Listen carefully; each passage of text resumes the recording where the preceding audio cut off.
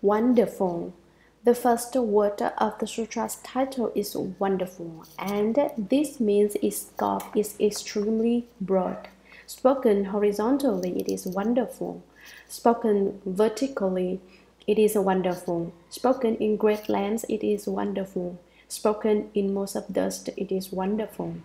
All of the Dharma spoken by Shakyamuni Buddha is wonderful, and the wonderful Dharma includes the 3 divisions of the Tripitaka and the 12 types of sutra text. The 3 divisions of the Tripitaka are: 1. The Sutra division, which deals with the study of Samadhi. 2. The Vinaya division, which deals with the study of precepts, the moral code.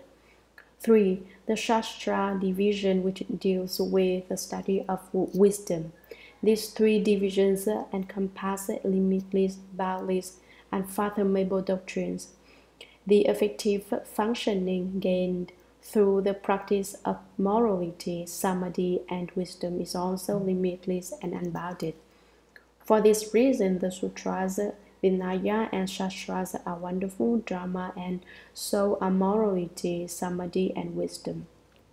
Although we hear a great deal about morality, samadhi, and wisdom, we should ask ourselves just what we are doing with respect to developing these qualities. Hearing the Dharma is not the same as understanding it.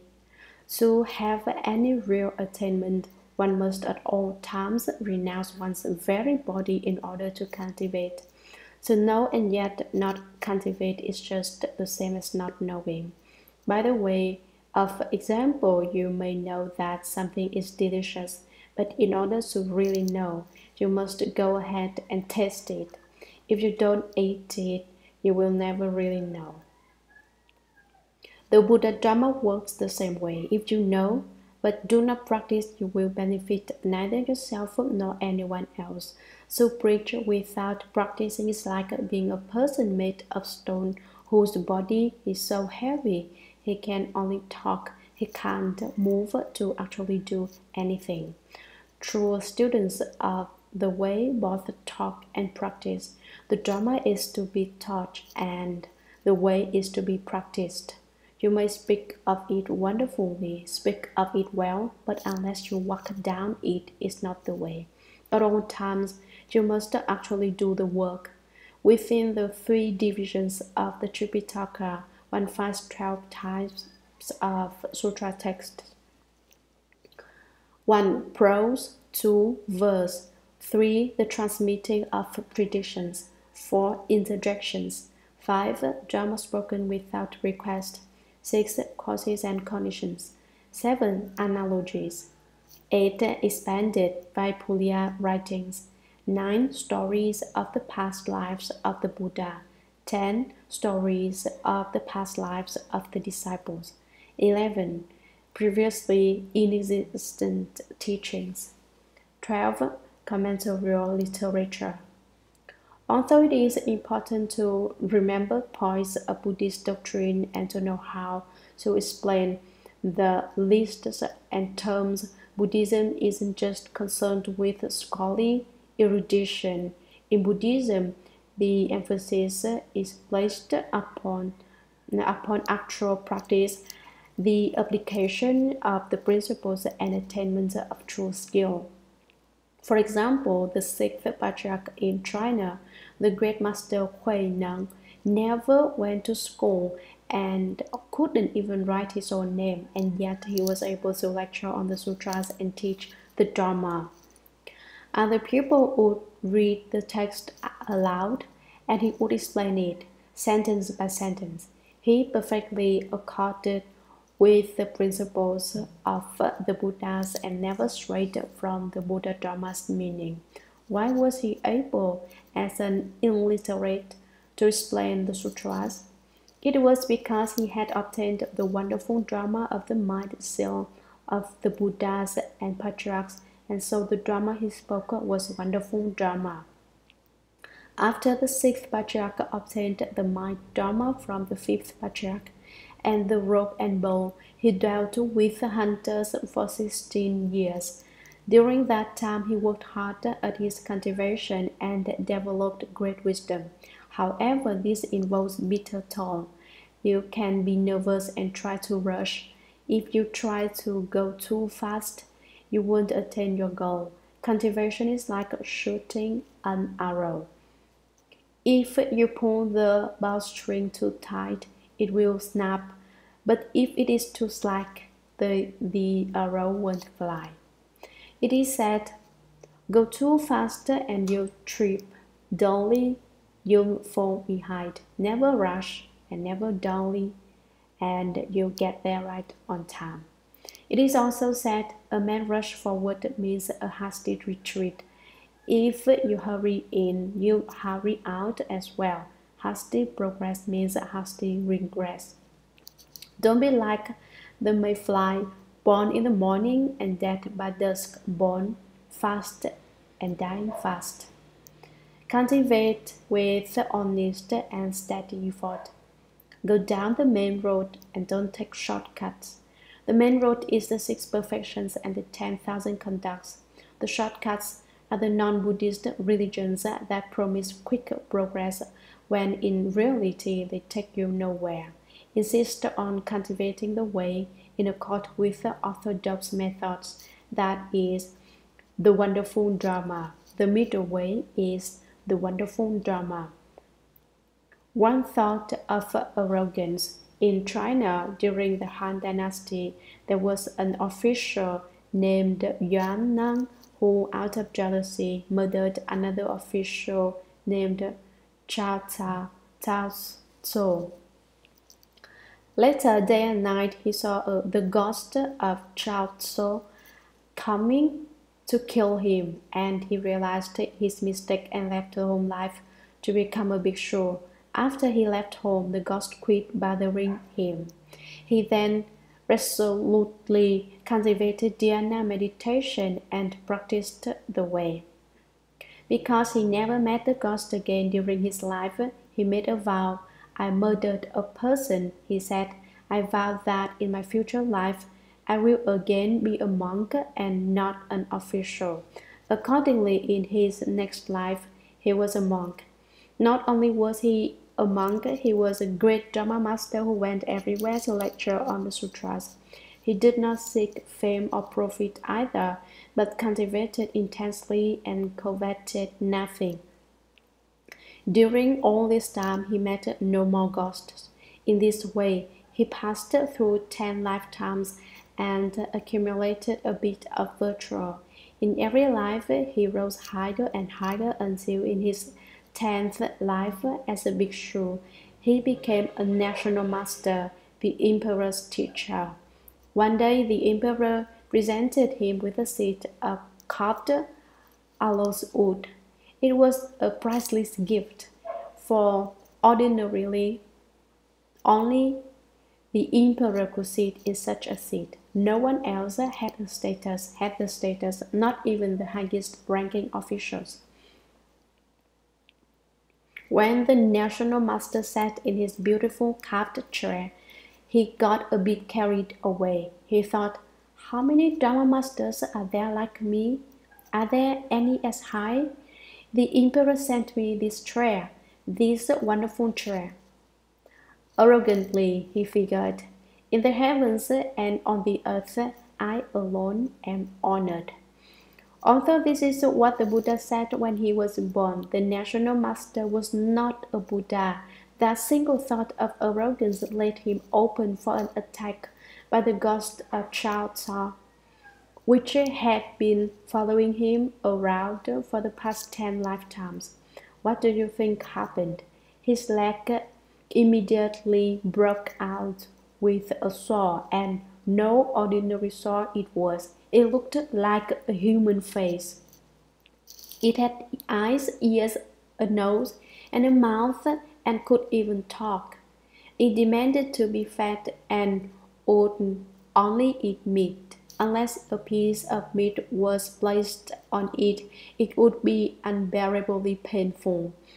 It would talk to the national master too, saying, you want to get away from me, but you can't. You'll never get away because I am determined to take your life. The national master, whose name was Uta, was helpless. He recited the Suragama mantra and the Great Compassion mantra, but because his karmic obstacles were so heavy, he got no response. His arrogant thought had caused the Dharma protectors to refuse to guard him and allowed the revengeful ghost to gain hold. So, his mantras didn't work. It wasn't that the mantras didn't work exactly, but his karmic obstacles were just too overpowering. Luckily, before he got the sword, National Master Wuta had taken care of the Venerable Kanaka when his entire body had broken out in filthy sores, which stank, ran with pus, and were crawling with worms. National Master Wuta nursed the Venerable Kanaka back to health, feeding him and preparing medicinal broths for him. But was the Venerable Kanaka really ill? No, he deliberately appeared to be sick in order to set up conditions to save National Master Wuta.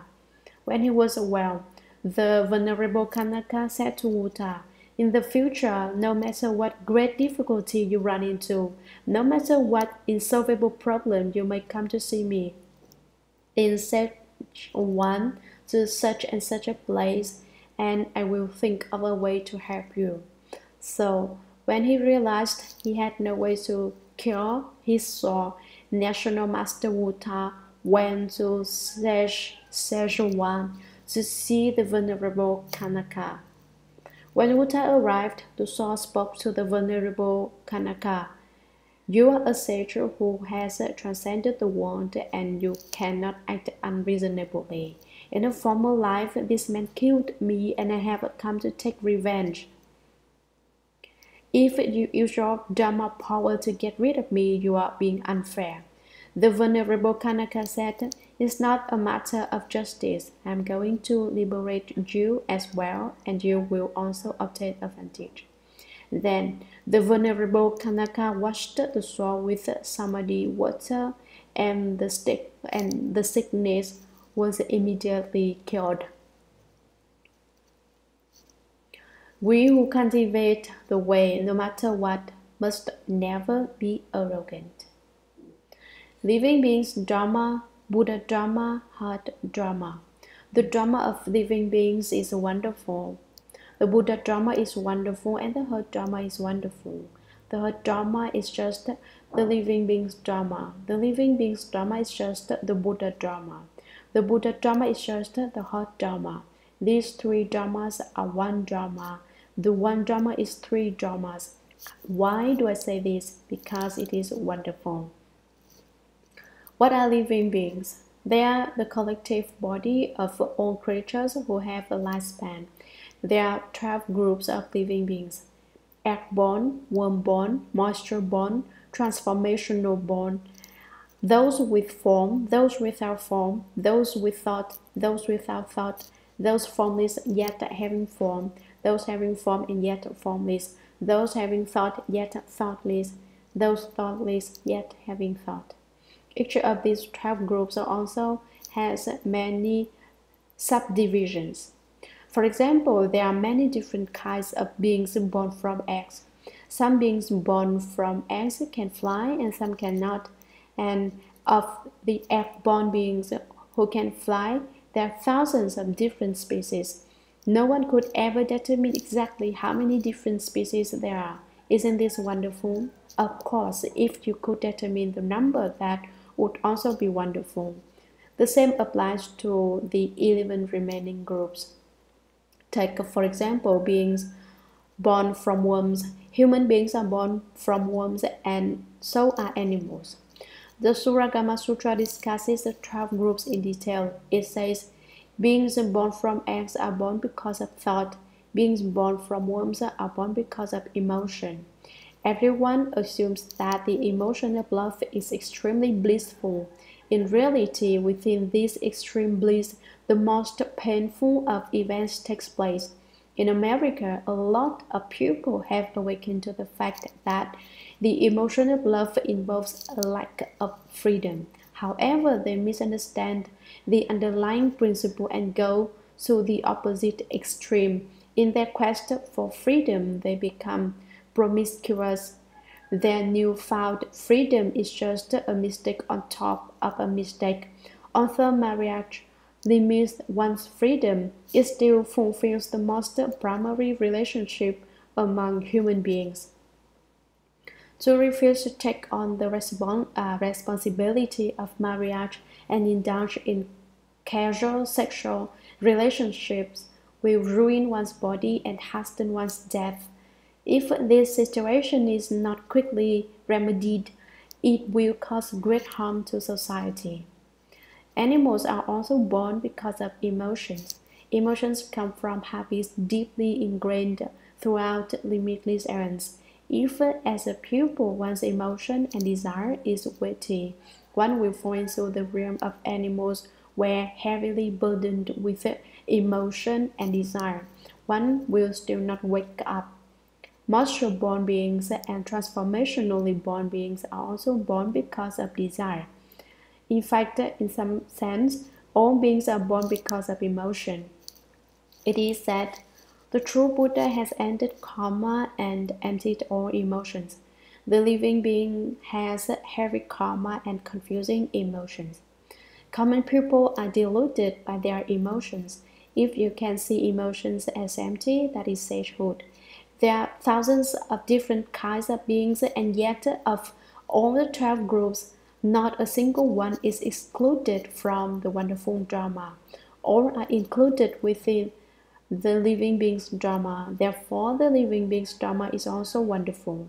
Once you look into it, you will realize that each class of creature has its own reason for being.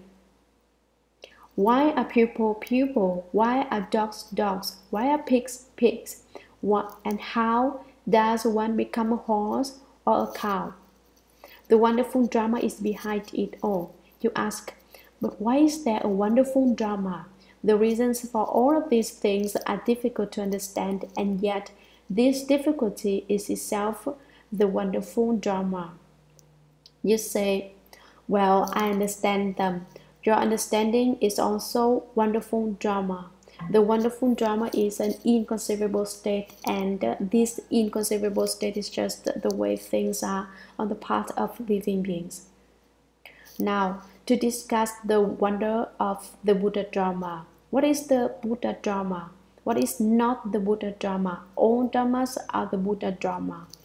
There is not a single Dharma which is not the Buddha Dharma. How many Buddha Dharmas are there? In general, there are 84,000 Dharma doors. Which of the 84,000 Dharma doors is the most wonderful? All of them are the most wonderful.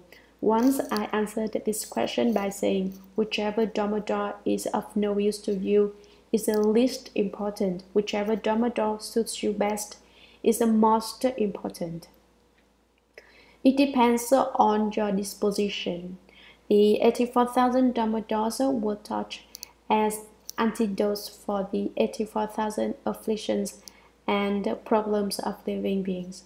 If you have no problems, then none of the Dharma doors are useful for you. If you still have troubles, however, if you are beset with the affliction and ignorance, then whichever door cures you, your disease is the foremost Dharma door.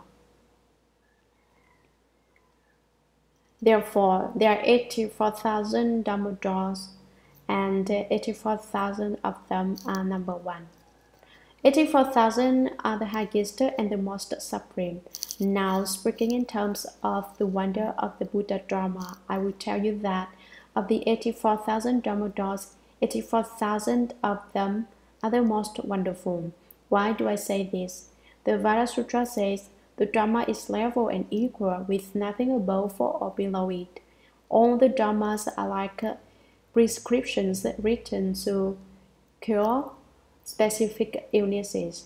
A good prescription will cure you. A wrong prescription may injure you. Then, when used incorrectly, good medicine turns into deadly poison. A note on eating meat. Today a guest asked, "Can you eat meat and still become enlightened?" I told him, "If you can eat a whole cow, pig, or sheep in a single gulp, it might be possible to become enlightened as a meat eater. If you have to eat them bite by bite, no one will guarantee an enlightenment. If you manage to swallow the animal whole, I will personally guarantee that you can become enlightened." The great master, the sixth patriarch, lived with hunters for 16 years, and the hunters, of course, ate meat. The sixth patriarch ate vegetables cooked alongside the meat. He grew vegetables on the mountain and cooked them right in the pot with the hunter's meat. When the stew was cooked, his vegetables were also ready. The sixth patriarch had already become enlightened. He was a patriarch, and so he could have eaten meat. He could have eaten anything at all. Unless we have the wisdom of the sixth patriarch, unless we have become enlightened, we shouldn't be preoccupied with eating meat food. Besides, no matter how delicious the dish, once it gets in your stomach, it starts to stink and loses its appeal entirely. This has been a discussion of the wonder of the Buddha Dharma. The heart Dharma is also wonderful.